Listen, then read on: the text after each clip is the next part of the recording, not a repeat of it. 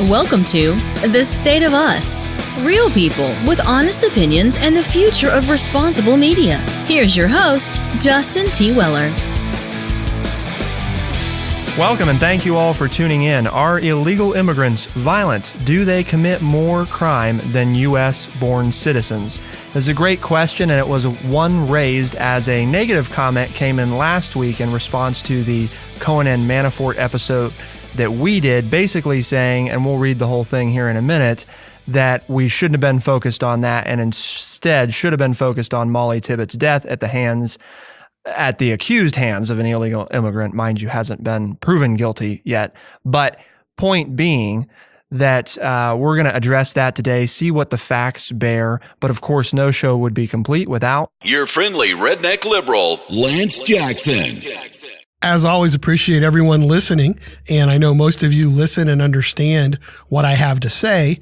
So this show, basically, at least the first part of it, is to address a concern of a listener who obviously didn't listen to all of the show or didn't understand the English language very well, as he made some comments. I shouldn't say he, because they signed it anonymous. Right. And so we'll just get into the show and I'll say more later.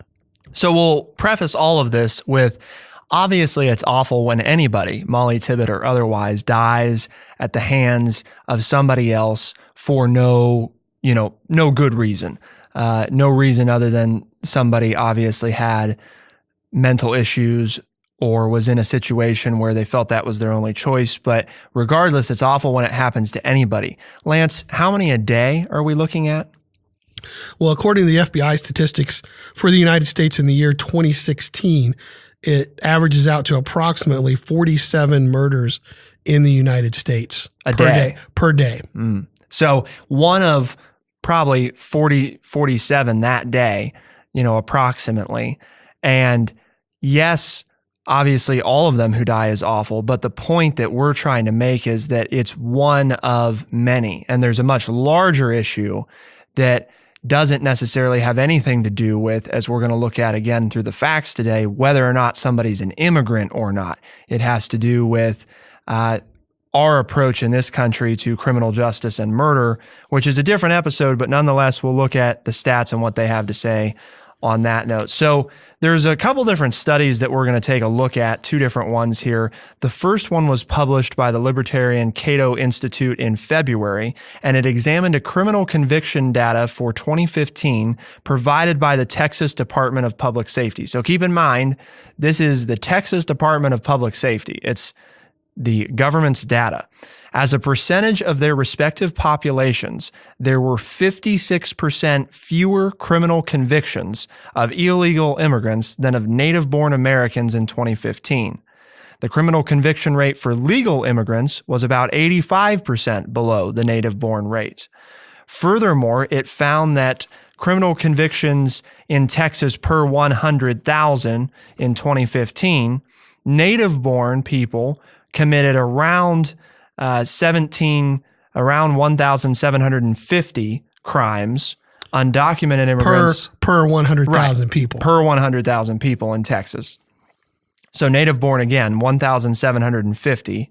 Undocumented immigrants, around 750, so almost 1,000 less, and legal immigrants around 250. So even when you add them together, still significantly less than native-born people, all crimes altogether. And that's not even before we break it down into subgroups and look at that kind of thing. But it should put to rest the notion that there's a big criminal issue with illegal and legal immigrants. The study did find that immigrants in the United States illegally were more likely than native-born people to be convicted of gambling, kidnapping, smuggling, but as those crimes represented just 0.18%, so less than 1% of all convictions in Texas that year, they had little effect on the overall crime rates. And then another study published in March in the Journal of Criminology looked at population-level crime rates. And the question they centered this study on was, do places with higher percentages of undocumented immigrants have higher rates of crime? Not only is the answer, again, factually No, it's actually the opposite. States with larger shares of undocumented immigrants tended to have lower crime rates than with states who have smaller shares in the year 1990 through 2014. Quote, the increases in the undocumented immigrant population within states are associated with significant decreases in the prevalence of violence. And that's according to Michael Light and Ty Miller, who were the authors of this study. And why might that be, you ask? Well, just think about this. If you are somewhere where you're not supposed to be, are you going to be doing things to draw attention to yourself, like commit a crime? I mean, that makes total sense. You're not, if you're staying somewhere where you're not supposed to be, you're going to do as much as you can to just blend into your surroundings and not do things like commit a crime that would draw attention to yourself. Right. So, I mean, it makes sense. People will say, well, I don't know. That doesn't even make sense. I don't know why you would. Yeah, it does, because you don't want to be found out, because if you're found out, you're going to be taken away from a place that you want to be because you're making money and sending it back to your family or whatever, but you're not going to commit crimes if you're in some place illegally. You don't want to do those kind of things. Yeah, I mean, you want to avoid that generally because, again, getting caught is bad. And then even if you look at legal immigrants, think of it kind of like in Lance's situation, right? The dream is to be like a professional baseball player. Lance becomes a professional baseball player. He's not going to be, stupid and do a bunch of things to mess that up. If that's what he's always wanted, right. The data tells us that most of those people aren't going to do something that jeopardizes that. Whereas if Lance is... Because they come to the United States wanting to be a citizen. Exactly. And that's so the dream. They have legal immigration status. They're not going to do anything that the government could use to take that dream away from them either. So on both fronts, it makes total sense that they're less likely to commit crimes than someone who is a native-born citizen. Exactly. It's and then you liken it kind of to, as a native-born citizen, it'd be like Lance working as a cashier at McDonald's. That's not his dream job. That's not what he wants. We're all used to living here. So there's no predisposition to, we better not commit a crime because they might throw us out. They can't do that. Right. You can't do that. So it's not. You can incarcerate me, but you can't make me leave the country. Right. You can't force me to leave. Yeah. Once my jail term is up, or once I pay my, due to society, I get to come back. Exactly. I get to live back in the country. There's not a big effect on your, in the McDonald's situation that I was given, there's not a big effect on your overall perception of the value of what you're doing. And that's hopefully what we're trying to communicate here, is it is just a logical thing, immigrant or otherwise, that if you're going to attain something you've always wanted, that then you're going to try as hard as possible to not mess that up. Most people, most of the time, again, obviously there's exceptions to that. And naturally, there are some people that come here solely for the purpose of committing crime, but that doesn't mean it's right to spend billions of dollars and unfairly punish the people who want to come here and make us and themselves better. Or to brand an entire group of people right after the horrible actions of a few. Yeah. I mean, that's the basis of things like Hitler and racism and enslaving people because of the color of their skin. I mean, that's how those kinds of things happen, is, well, because one immigrant, who again, in court right now, and I'm not trying to make a real case that he's here legally, but it hasn't been proven yet that he's an illegal immigrant. That's what's being claimed by the prosecution. And he hasn't actually been hasn't been convicted yet of this. So just trying to maintain, our standards in this country of innocent until proven guilty, assuming that he's found guilty, it's still it's one example it's one out of how many, Lance, do we have 47 murders each day. Right. In the United 47 States, murders on each average, day. Yeah. According to the FBI. And this alleged illegal immigrant, right, is one of 11 million approximately who are here illegally. And even of a bigger total, one of 45, right? It's 45 million who were not born here but reside in the U.S. Right. So keeping in mind that it's like an infinitesimal, little itty bitty percentage of the greater number of those who aren't doing that. So hopefully, and of the crimes committed in the United States as a whole. Yeah. So the comment that actually came in, and I wanted to lay all that out before this because I'm hoping that people are trying to come up with their own conclusions and draw on the data before I give you this comment. Excuse me. That I know the way a lot of people feel, but nonetheless, here it is. So from Anonymous, posted to TrueChat on Thursday of last week. Quote, pretty sad that you spent your show talking about a court case that has no impact to the president whatsoever. You could have spent your show talking about real and serious issues in our nation. An innocent college student was brutally killed by an illegal immigrant who shouldn't have been in this country. That's real news. That's what impacts lives more than a president cheating on his wife or not. Someday I hope you realize that you are not changing how news is. You are just repeating the quote, fake news, and quote, media is always running into the ground. This show is just another reason why the American people can't trust the media anymore, end quote. So that was the comment. Just a couple things, obviously. Hopefully we've explained to you why the notion that her death deserves days of media coverage by a major media outlet, Fox News or otherwise, is a little preposterous, other than to do what we're doing right now, which is cover and make sure people have the facts that illegal immigrants on average are significantly less violent than native-born legal Americans.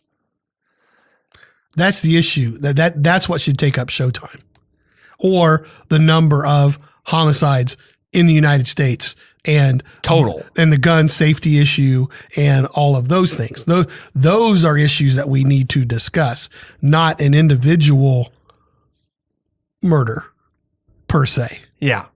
And which are horrible to everybody. Don't get us wrong. We're not trying to be hard-hearted, but when you go to pick out a topic to discuss for 30 minutes at a time, 3 days a week, you have to take in which ones affect the majority of people, not the ones that affect the smallest group of people. Right. So in the middle of the comment, again, quote, that's real news. That's what impacts lives more than a president cheating on his wife or not. And again, at the beginning, quote, pretty sad that you spent your show talking about a court case that has no impact to the president whatsoever, end quote. I think I'll speak to my part of it because obviously I tried to outline the show, that we spent 80% of the show discussing what the possible legal ramifications could be. So I think that is obviously relevant to the president, and that's what we spent a lot of time talking about. And then, Lance, to your point, where they talked about, whether or not it impacts people more than a president cheating on his wife or not, I know you wanted to respond to that.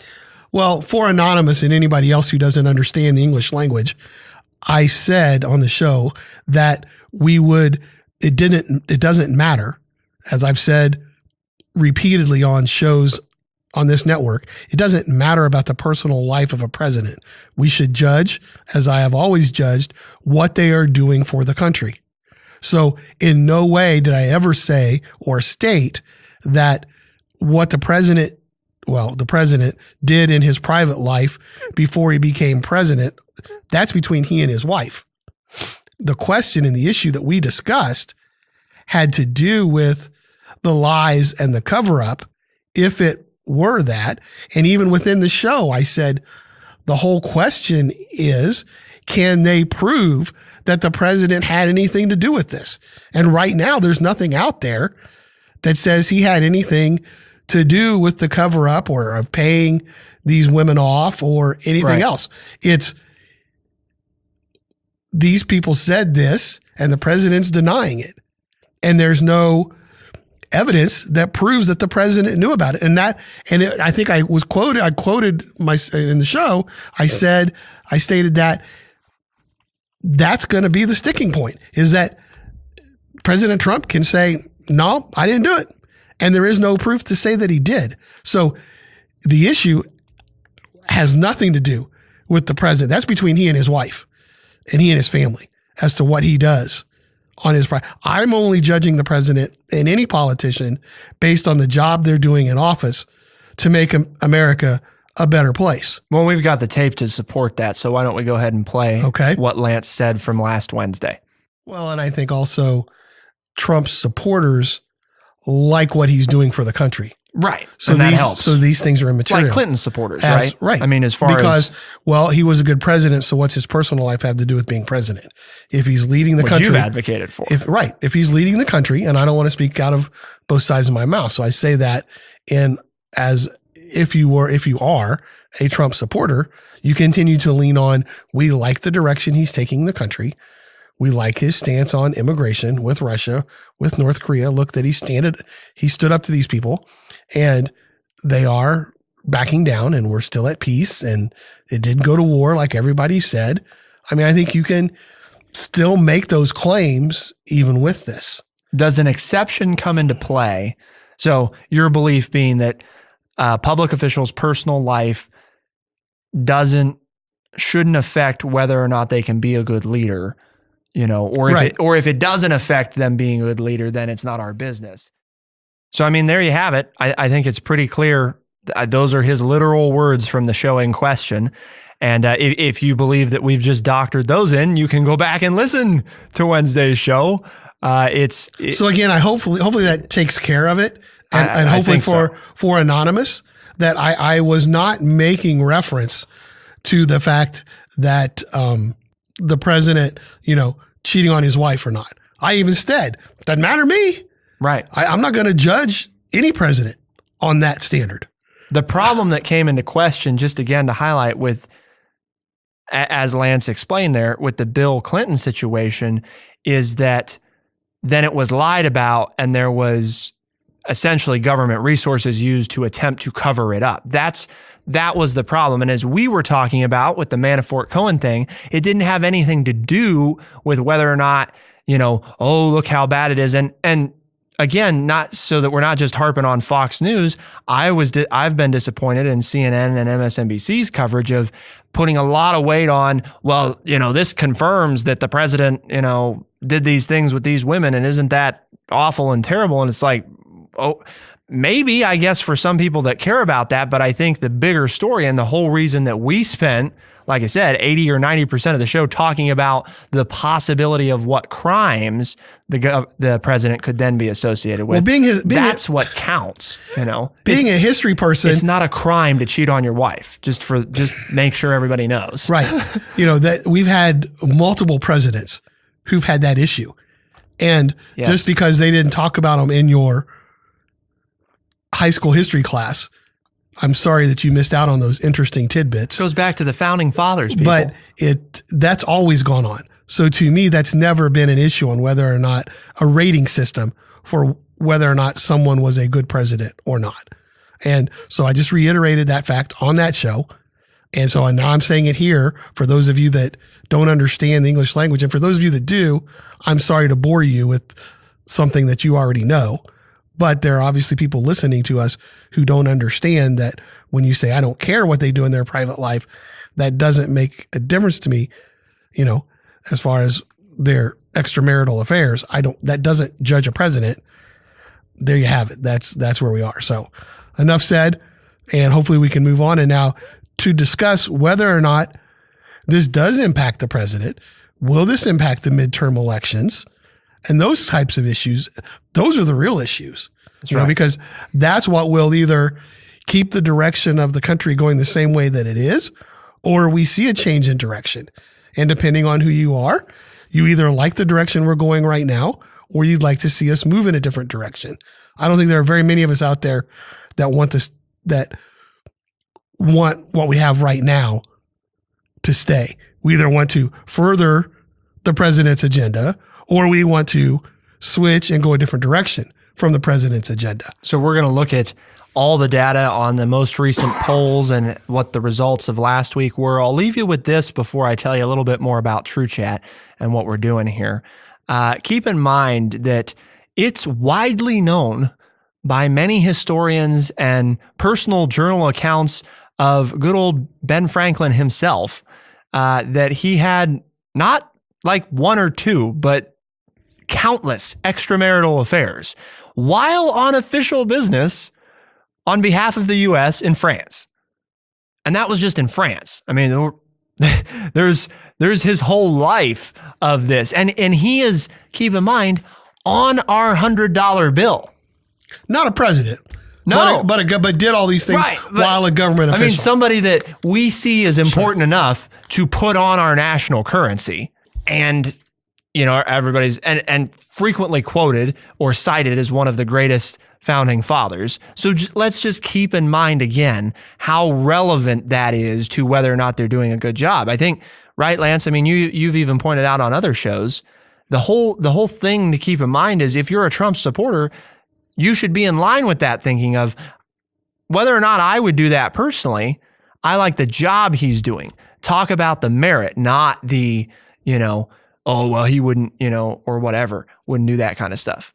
Anyway, on that, the reason we're talking about illegal immigrants and whether or not they're more or less violent than native-born Americans, which they are less violent than native-born Americans, and the reason that we're taking time to respond to this and engage and then to look at poll numbers is because we're trying to do something different here on The State of Us. And that means respecting when somebody says something and giving time to make sure that the right information is out there. What we don't want is for people to engage with the show, provide false information, and then us not take the time to, or provide not even false, misleading information that should be further explained and discussed so that other listeners aren't going to have the same kind of thought process without first having the necessary information to make a good decision. And that's what The State of Us is about. And that's why TrueChat's mission is to educate people by providing honest, open, and respectful conversations,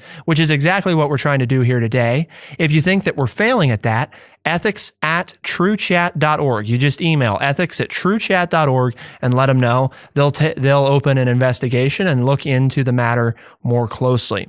If you want to engage with the show, again, positive or negative, we want both. Obviously, we're talking about a negative one today. So go to the website, truechat.org, or download the TrueChat app. You can engage both places with us, or of course, through social media as well.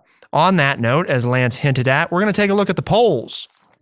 The Wall Street Journal reports on Monday, August 27th, that support for Trump holds steady in a Wall Street Journal NBC survey.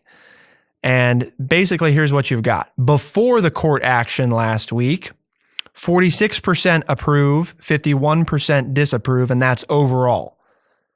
After the court action overall, 44% approve, 52% disapprove. So you lost 2 points on the approval and you gained 1 point on the disapproval. Now, Republicans, the breakdown here is 90%. As of, again, after the court action, 90% of Republicans approve of the president's job, 9% disapprove. Independents, 39% approve, 58% disapprove. Democrats, 10% approve, and 87% disapprove. So there's some other stuff, but we'll wait there to take a look at that. What do you take away from these? What should our listeners take away, Lance, from these stats? Well, as I've been stating for the last 6 months, the Democrats need to get a strategy rather than being anti-Trump. If they want to have a different strategy. Yes. A plan. Yes. A plan, a strategic plan, some ideas, some things that they would like to do, because the anti-Trump message is not necessarily going to win back Congress. They're not going to win that way because Trump's supporters are dyed in the red supporters. I mean, they are true blue supporters, and it doesn't matter what his name is connected to. He's almost like, this was used with President Clinton, the Teflon president, that everything that could be negative, that could be attached to his name, is sliding right off of him, and they continue to support the direction that they're taking the country. And if that's the way it is, then the Democrats are going to have a hard time taking control of the House and the Senate. That's what I take away from that we are, August, we're September, October, election day. I mean, we're less than 3 months, 2.5 months out before, and all we've heard from the Democrats is anti-Trump. And I don't think that's going to get the job done if you are one of those people that want to see the direction of the country change as far as the government's concerned. If you're one of those people listening who like the direction of the president and like the direction that he's taking the country, I think you have to feel pretty good about this. That the president, mostly good news. I think so. That there was basically no change in the numbers because everything fell within the margin of error of the polls that were taken before the Manafort and Cohen situations. So I think that's got to be good news for the president. And, he needs to lay off of Twitter about this stuff and just go on leading the country, because obviously the people who are supporting him taking the country in this direction approve of what he's doing. So here's something interesting. Has Trump been honest, and this is from the same poll, has Trump been honest about Russia? And this is overall. 38% say yes. So that's significantly below his approval rating. Right. And 56% say no, and 6% aren't sure. So obviously, so there's some doubt. It doesn't matter to them. Right. I mean, that's what that says, right? Is that there's some of them who evidently think, who support the president, who don't think he's being truthful about Russia, who don't care, who obviously don't care, or don't care enough because they're still supporting the president. Right. Right. That is an assumption. So if you're the Democrats, but you can't take that issue. You can't take the president to task on that issue, really, because it's not enough to cause Trump's supporters to switch their support away from him. And then here's something else that's interesting. Should the Mueller investigation into dealings with Russia continue? 41% say it should continue, 35% say it should end, and 23% have no opinion, and 1% is not sure. But so how can you have no opinion? It's amazing. I guess you can live under a rock. Right. You don't know what's going on. I mean, it is the summer and everybody's at the beach. But then how can you approve or disapprove if you don't know of, sorry, it just doesn't seem like, why aren't the numbers of they don't have an opinion on the approve or disapprove rating? Why isn't that number higher if 23% of people don't have an opinion on whether or not I guess maybe they don't care or they don't feel like they know enough to make, I don't know. That one's interesting. I wonder if polling, if they asked people when they say they don't have an opinion, why, I wonder if that data is available somewhere. If you didn't know or you didn't care one way, then wouldn't you just say, yeah, it should stop because I'm tired of listening to it? Well, and there's the interesting thing, right? Cover something else. Because it's only 1% that's not sure. 23% have no opinion. Right. So that means they know, because they could have said not sure. Right. If you don't know, you should say not sure. That's what and only 1% of people say that they're not sure. So why wouldn't, I count those people as it ought to end. Right. Because they're not moved by it one way or another. Yeah. I don't know. And again, here, the other thing that you can pull out of this is 35% say it should end, but his current approval rate's 44%. So that, again, what we're going to here, and I know I've always preached correlation does not equal causation, but if you were going off a simple correlation without the ability that we have to do all this, you could then say that, again, there are people within his own party that think it should continue, right? I mean, there are obviously some in there. Right. And they don't all think it should end. They're either they either don't have an opinion or they don't think it should end. So then maybe that's some good news for the Democrats. There's some doubt, but you have to, and again, that goes to what Lance said, you got to give them something to believe in. And right now, what you've got to believe in is, well, we don't like Trump, I mean, elect me because you don't like Trump and we don't like Trump. Right. That's not a plan for the country. That's not a reason to elect you. It isn't. It shouldn't be anyway. I mean, that if you can get elected by not liking somebody, that's a bad reason to get elected. What are you going to do that's different? What are you going to do? But I mean, it worked for Trump. Yeah. Because that was basically Trump's campaign message. Well, but he had against other Republicans and against Hillary Clinton was, hey, you don't want that. So you got me. But he had a semblance of very rudimentary ideas that were galvanizing. Yeah, but it was basically making fun of everybody else and vote for me because I'm different. Right. But the Democrats don't even have that, and that's easy. No, right. They're not even doing that. They're not even doing the easy, here's a plan with no actual plan. They're missing the whole, you could even at least take a page out of Trump's book and say some things that sound good. You're not even doing that. It's just, I get emails, because I get emails from the Republican and Democrat parties to watch what everybody's saying. And that's just the constant thing from the Democrats is, here's what Trump said today. Give us money so that we can stop Trump from doing that. Well, you can't, obviously, because he pretty much gets this stuff done regardless of what you guys do or say. So I'm not going to give you the money for that. So I don't know. Everybody think about it. Let us know what you think. And to our anonymous listener out there, I hope you listened all the way to now, because here we are railing on the Democrats for their incompetence at being able to handle Trump.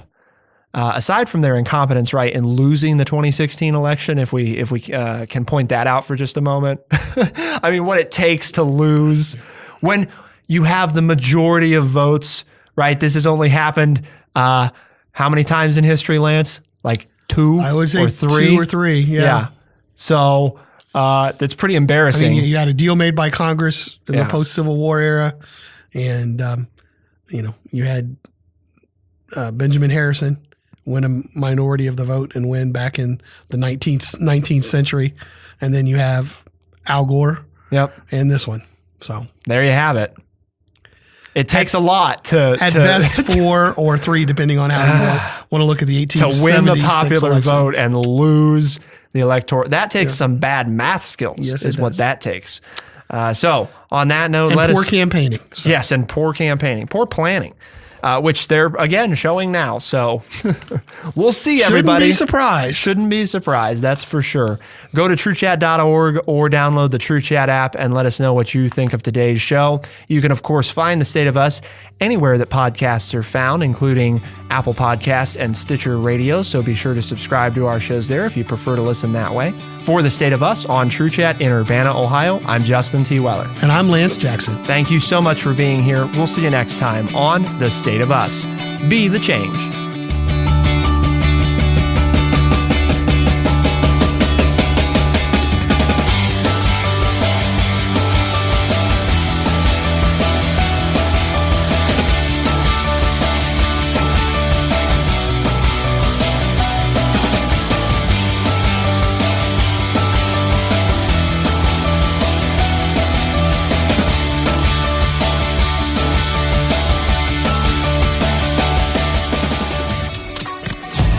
Looking for responsible media? Listen on demand to politics, sports, and more with the TrueChat app or at TrueChat.org.